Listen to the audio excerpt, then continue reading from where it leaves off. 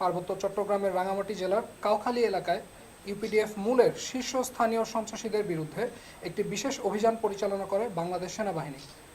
অভিযানের সময় সেনাবাহিনী ইউপিডিএফ মূল সন্ত্রাসীদের একটি গোপন আস্তানার সন্ধান পায়।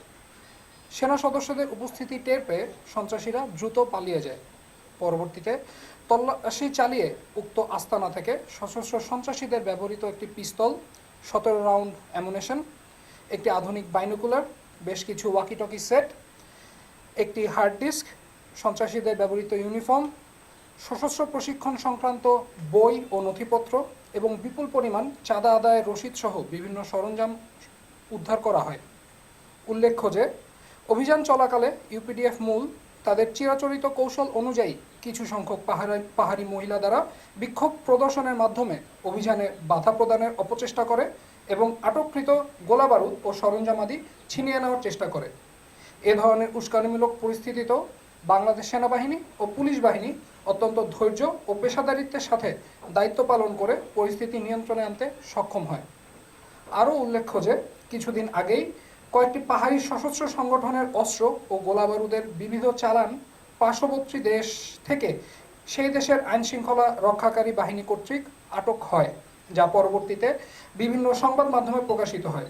পাহাড়ের শান্তি বিনষ্টকারী এবং সার্বভৌমত্বের প্রতি হুমকি প্রদানকারী সকল সন্ত্রাসীদের বিরুদ্ধে সেনা অভিযান চলমান থাকবে।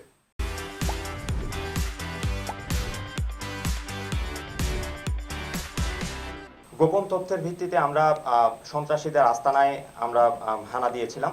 তবে আমাদের উপস্থিতি টের পেয়ে বেশ কিছু সন্ত্রাসী তৎক্ষণাৎ পালিয়ে যেতে সক্ষম হয়। তারা পালিয়ে যাওয়ার পূর্বে তাদের সকল গুরুত্বপূর্ণ জিনিসপত্র, সামরিক সরঞ্জামাদি আপনাদের সামনেই আপনারা দেখতে পাচ্ছেন, তারা ফেলে যেতে বাধ্য হয়। আমরা কোনো সন্ত্রাসীকে গ্রেফতার করতে সমর্থ হয়নি, তবে তাদের ফেলে যাওয়া সকল জিনিসপত্র তারা সাথে নিতে পারেনি। খুব দ্রুততার সাথে তারা পালিয়ে যায়। তো তাদের জিনিসপত্রগুলো আমরা আটক করতে সক্ষম হয়েছি। আঞ্চলিক সন্ত্রাসী দল হিসেবে আপনারা ইদানিং ইউপিডিএফ এর বিভিন্ন কার্যক্রম আপনারা দেখেছেন। কিছুদিন পূর্বে রাঙামাটি সহ পার্বত্য জেলাসমূহে মোবাইল টাওয়ার বিচ্ছিন্ন করা, তাদের যে জনজীবন দুর্বিষহ করার যে প্রচেষ্টা তা আপনারা দেখেছেন, এবং সেই মোবাইল টাওয়ার বিচ্ছিন্ন করার যে সামগ্রী তারা ব্যবহার করেছিল তাও আপনারা দেখতে পাচ্ছেন এখানে রয়েছে। এছাড়াও পুরো পার্বত্য চট্টগ্রাম থেকে যে পরিমাণ চাঁদা কালেক্ট করা হয় সেই চাঁদা আদায়ের যে রসিদ তাও দেখতে পাচ্ছি। সো বোঝা যাচ্ছে যে ইউপিডিএফ মূল দল সাথে এর সম্পৃক্ততা থাকার সমূহ সম্ভাবনা রয়েছে।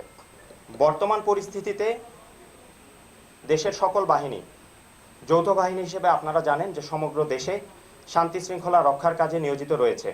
আমরাও ঠিক সেভাবেই পার্বত্য অঞ্চলে এবং সমগ্র দেশে শান্তি রক্ষায় নিয়মিত আমাদের তৎপরতা অব্যাহত রয়েছে এবং অব্যাহত থাকবে।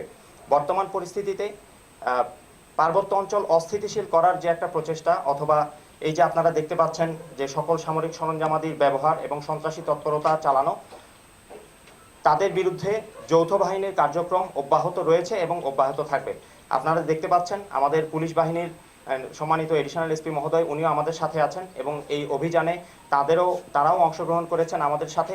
সুতরাং যৌথ বাহিনী হিসেবে শান্তি শৃঙ্খলা রক্ষা এবং সর্বোপরি দেশের নিরাপত্তা রক্ষায় আমরা সর্বদাই আমাদের দায়িত্ব পালন করে যাব।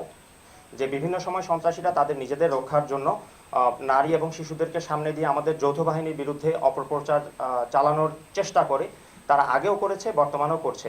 সুতরাং এই অপপ্রচারের বিরুদ্ধে আমাদের সচেতন থাকতে হবে। আমাদের যৌথ বাহিনীর কার্যকলাপ দেশের শান্তি শৃঙ্খলা রক্ষার জন্য, আমাদের কার্যকলাপের বিরুদ্ধে কোনো প্রোপাগান্ডা বা অপপ্রচার যেন আমাদের মনে প্রভাব ফেলতে না পারে, সেটা আমাদের রাজনৈতিক ক্ষেত্রে হোক, আমাদের সামাজিক ক্ষেত্রে হোক, তাতেই আমাদের সচেষ্ট থাকতে হবে।